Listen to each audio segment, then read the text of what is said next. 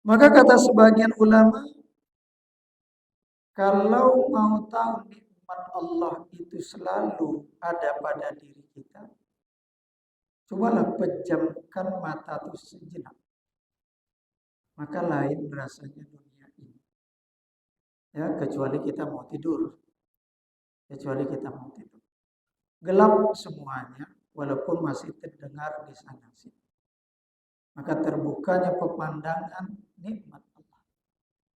Tertutupnya pandangan kita itu sudah mengkhawatirkan walaupun sedikit.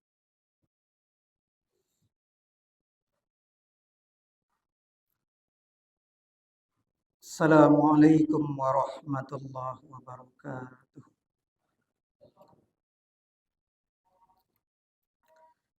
Alhamdulillah, alhamdulillahi rabbil alamin. Allahumma salli wa sallim wa barik ala sayyidina Muhammadin wa ala alihi wa sahbihi ajma'in. Summa qala Allah ta'ala fil Qur'anil Karim, a'udzu billahi minasy syaithanir rajim. Bismillahirrahmanirrahim. Wa ma bikum min ni'matin faminallah. Shadaqallahul azim. Surat An-Nahl ayat 53. Kaum muslimin dan muslimat jamaah masjid yang dimuliakan Allah Subhanahu wa taala. Pada kesempatan kali ini tausiah zuhur kita beri judul dengan bersyukur kepada Allah Subhanahu wa taala.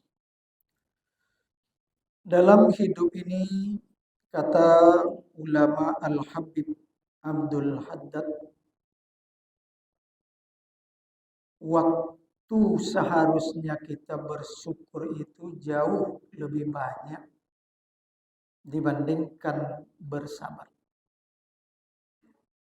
Contohnya saja dalam fisik kita. Kalau ada yang tenang, dengan tenangnya itu nikmat. Ada yang berdenyut atau berdetak, itu pun nikmat. Ketika jantung itu masih berdetak, maka itu adalah nikmat. Tapi kalau kita balikkan, kalau giginya berdenyut, itulah lain. Berarti ketika gigi itu tenang saja dia di posisinya, atau kepala itu tak berdenyut, itu nikmat Allah. Cuman hal-hal begini kita kadang terlupa, lalai, bahwa itu nikmat Allah. Maka kata sebagian ulama, kalau mau tahu nikmat Allah itu selalu ada pada diri kita, cobalah pejamkan mata itu sejenak. Maka lain rasanya dunia ini. Ya, kecuali kita mau tidur. Kecuali kita mau tidur. Gelap semuanya, walaupun masih terdengar di sana sini. Maka terbukanya pemandangan nikmat Allah. Tertutupnya pandangan kita itu sudah mengkhawatirkan walaupun sedikit. Jangan tertutup, kabur saja sudah jadi besar. Bapak Ibu yang kami muliakan, ketika sebagian ulama ditanya tentang seorang hamba yang diberi nikmat lalu dia bersyukur, bagaimana juga dengan perbandingannya dengan seorang hamba yang dikasih ujian lalu dia bersabar? Mana yang lebih afdol di antara kedua mereka? Maka ulama ini menjawab, kilahuma sawa. Keduanya sama saja. Orang yang diberi nikmat dia bisa bersyukur, hebat sekali. Orang yang diberi ujian oleh Allah dia bisa bersabar, hebat sekali. Apa alasan ulama ini? Di dalam Quran kita tengok Allah menyanjung hambanya yang bersabar. Ni'mal abdu innahu awwab. Surat Shad ayat 44. Ini kisah Nabi Ayub alaihi salam. Allah bilang sebagus-bagus hambaku adalah Ayub. Innahu awwab. Dianya Nabi Ayub itu sangat banyak taat. Sangat taat kepada Allah Subhanahu wa taala, yaitunya diantaranya sabar dalam ujian. Ketika Allah berbicara tentang Nabi Sulaiman alaihissalam, Nabi Sulaiman Allah datangkan kerajaan untuknya, Allah berikan. Nabi Sulaiman Allah berikan keistimewaan bisa bicara dengan hewan, dengan jin dan lainnya. Maka Allah Subhanahu wa taala menyanjung Nabi Sulaiman, ni'mal abdu innahu awwab. Surat Shad ayat 30. Sebagus-bagus hambaku yaitunya Sulaiman, innahu awwab. Dia banyak taat, sangat taat kepadaku. Di antara ketaatan dia syukur atas segala nikmat-nikmat yang kuberikan keistimewaan kepadanya. Bapak Ibu yang kami muliakan, maka dalam syukur nikmat ini ulama membagi tiga. Ada syukur yaitunya dengan hati. Wa ma bikum min ni'matin fa minallah. Surah An-Nahl ayat 53. Kata Allah, apa saja yang kamu dapatkan daripada berbentuk nikmat, yakinlah fa minallah. Maka secara hakikat sumbernya daripada Allah. Ini namanya syukur dengan hati. Apapun bentuk nikmat Allah. Kalau kita berbisnis dapat uang lewat teman bisnis, itu secara asbab. Yakinlah semua daripada Allah, supaya kita tak sombong dengan harta yang banyak. Supaya kita tak sombong dengan nikmat yang ada. Supaya kita tak terlalu mengagung-agungkan orang yang asbab datangnya nikmat dari Allah kepada kita.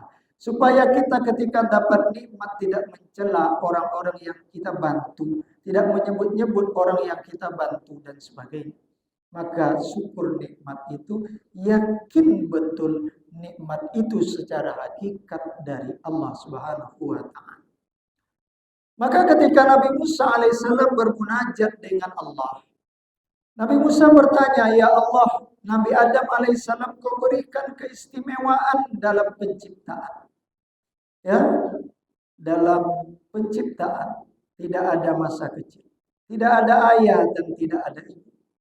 Engkau masukkan dia langsung ke surga. Nabi Adam alaihissalam kau suruh hormat para malaikat-malaikat, termasuk iblis, tapi iblis tak mau saja untuk hormat ataupun sujud. Bapak Ibu yang kami muliakan. Lalu fakaifa syakarok. Bagaimana cara syukurnya, bentuk syukurnya Nabi Adam atau Adam kepadamu ya Allah? Apa jawab Allah? Qul alima anna zalika minni. Adam bentuk syukur Adam itu, dia tahu betul semua yang kuberikan, semua keistimewaan dalam penciptaan dan sebagainya kepada Nabi Adam, dia tahu betul minni, semua itu dariku. Bapak Ibu yang kami muliakan. Yang kedua adalah syukur dengan cara lisan. Maka dalam sebuah hadis, ma'an amallahu ala abdin nikmah, ya faqala alhamdulillah illa waqad adda syukroha. Tidaklah satu nikmat Allah berikan kepada hambanya, lalu seorang hamba itu mengucapkan alhamdulillah illa waqad adda syukroha. Berarti dia sudah mensyukuri nikmat itu. Kita baca alhamdulillah, dapat nikmat dari pagi, alhamdulillah. Maka nikmat itu sudah pas syukur kita, kata Allah. Sudah terbayarkan syukur dengan mengucapkan alhamdulillah secara lisan. Maka kita kaum muslimin dan muslimat yang dimuliakan Allah, Kita diajarkan oleh Rasulullah untuk bersyukur. Dari pagi saja kita bangun tidur, alhamdulillahillazi ahyana ba'da ma amatana wa ilaihi nusyur. Yakin, alhamdulillah. Pagi bangun tidur saja kita bisa bersyukur, apalagi saat ini. Sudah banyak nikmat dari pagi yang kita nikmati. Dan di dalam doa itu, bangun tidur itu ada wa ilaihi nusyur.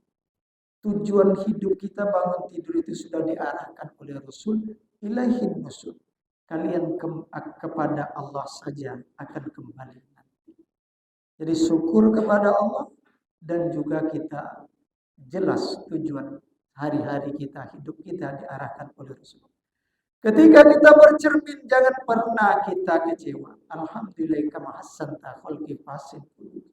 Ketika kita selesai makan, ketika kita sholat, wajib bersyukur kepada Allah. Tandanya wajib membaca Al-Fatihah. Di antara Al-Fatihah, alhamdulillahi rabbil alamin. Ada Allah berkabir walhamdulillah. Ketika kita ruku, subhanallah, subhana rabbiyal azimi wa bihamdi, walaupun dengan tidak bentuk alhamdulillah, bentuk lain. Sami Allahu liman hamidah, subhana rabbiyal a'la wa bihamdi. Kita diajak bersyukur terus kepada Allah dengan syukur lisan ini. Bapak Ibu yang kami muliakan. Yang ketiga adalah syukur secara amalan atau fisik yang kita laksanakan amalan. Apa kata Allah Subhanahu wa taala? I'malu ala Daud syukra. Surat An-Nisa ayat 13. Kata Allah, wahai keluarga Daud, beramallah, ya, kerjakanlah syukur kalian kepada Allah. Maka Nabi Daud dan keluarganya paling rajin ibadah sholat.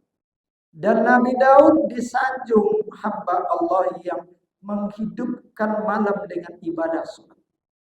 Tidur seperempat malam. Ya, lalu Nabi Daud, ya, sekitar 4 jam itu ibadah sholat malam kepada Allah. Dan dalam puasa, ibadah puasa Nabi Daud, bentuk syukurnya disanjung oleh Rasulullah. Sebagus-bagus puasa adalah puasa. Sehari puasa, sehari berbuka. Ini menunjukkan puasa terbaik. Puasa Daud menunjukkan Nabi Daud itu bersyukur secara amalan kepada Allah Subhanahu wa taala, menggunakan nikmat Allah di jalan yang diridhai. Terakhir kaum muslimin yang dimuliakan Allah Subhanahu wa taala, sebagian orang arif dia lewat di sebuah bukit lalu melihat seorang kakek tua yang sudah buta, tangannya pun keduanya putus, ya, kakinya kedua pun putus, penyakitnya berat dan ulat sudah menyebar di badannya dan dia pun disengat oleh tawon-tawon di badannya. Tapi apa yang terdengar oleh oleh orang arif tadi? Laki-laki tadi mengucapkan, kakek tadi mengucapkan, alhamdulillahillazi afani mimma tubiliya bi katsiran mimma khalqi wa faddalani ala katsirin mimman khalaqa tafdila. Lalu aku pun bertanya, kata orang arif tadi, kok bisa kamu begini? Apa kata laki-laki tadi? Ya, kenapa saya tetap bersyukur kepada Allah Subhanahu wa taala? Allah masih tinggalkan lidahku untuk berzikir kepada Allah. Allah masih sehatkan hatiku untuk mengingat berzikir kepada Allah. Walaupun berat ujian yang diberikan Allah kepadanya, tapi dia tetap bersyukur, ya, kepada Allah karena di waktu itu lidah masih bisa berzikir, hati masih bisa mengingat Allah Subhanahu wa taala. Subhanaka Allahumma bihamdika asyhadu an la ilaha illa anta astaghfiruka wa atubu ilaik. Assalamualaikum warahmatullahi